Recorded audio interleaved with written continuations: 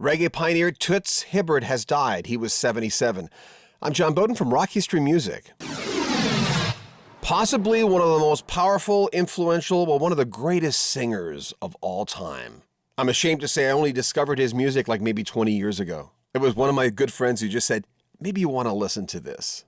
Bonnie Raitt once said one of the highlights of not only of her career, but her life was singing along with Toots. Jimmy Cliff once said, Toots got a voice, it's all his and no one can touch that.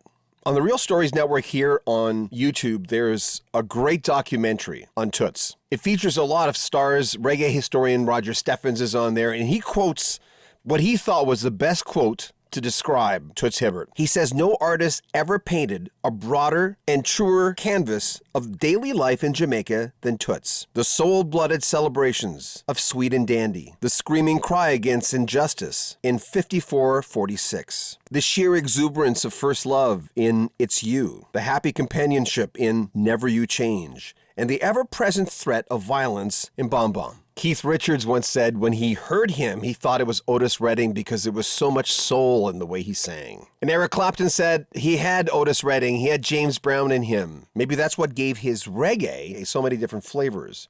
He was also credited as being the guy who first coined the phrase reggae. Toots Hibbert says, I live to sing because I have to sing. He was the biggest reggae artist in the world, and then came Bob Marley, who brought it to a broader audience. As the cliche would say, Bob's candle lit bright, but not for the longest time. There was something about Toots singing that sort of woke me up inside for a guy who doesn't like reggae. And I knew his history with the word. I knew he was a reggae icon, but I heard as much soul in his music than any other genre. The band The Maytals started in 1963, but Toots was always the main guy, writing the material and being the lead singer. And we should point out that his backup band was the same for something like 40 years. He kept the same band.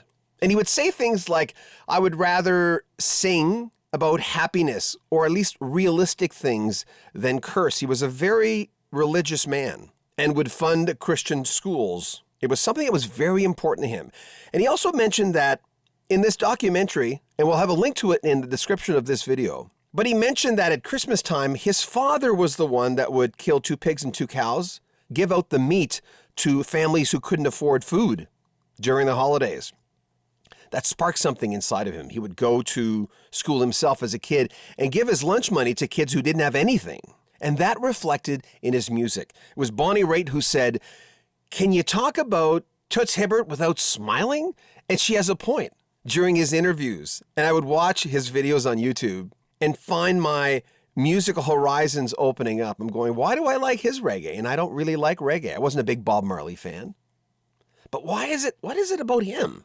Like I said, I just found there was so much soul in everything Toots Hibbert did. He was always very open about his influences. James Brown, Wilson Pickett, Otis Redding, Elvis Presley. He said he just soaked it all in. One part of his life that was really challenging is he and the Maytals were not really given royalty money in the beginning. All they wanted to do was perform in front of an audience. To them, that was the gratification.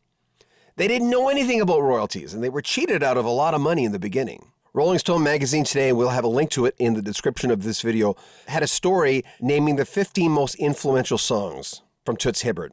We'll just go over a few of them. I want you to check out this article. They mentioned songs that we have already mentioned, like Bom Bom from 1966, 54-46 from 2 years later, Sweet and Dandy in 68, Monkey Man the following year, Pressure Drop also from 69, some great stuff from the 70s like Funky Kingston, that's 72. His take on John Denver's Country Road, where he changes some of the lyrics from 73, and his take on the tough world from his homeland called Time Tough in 1975. The following year, there was that Otis Redding, Wilson Pickett, heavily influenced Reggae Got Soul in 76, and sort of a tribute to Otis Redding and Al Green, and I've Got Dreams to Remember, 1988. Those are just some of the songs. We'll let you read the article to Rolling Stone. There's also an article on Rolling Stone where Mick Jagger talks about how Toots influenced him an awful lot. One of the greatest singers of all time. And it doesn't matter if maybe some of you have not heard of him. That's okay. I say this in a lot of videos when people go around saying things like there's not a lot of great music, where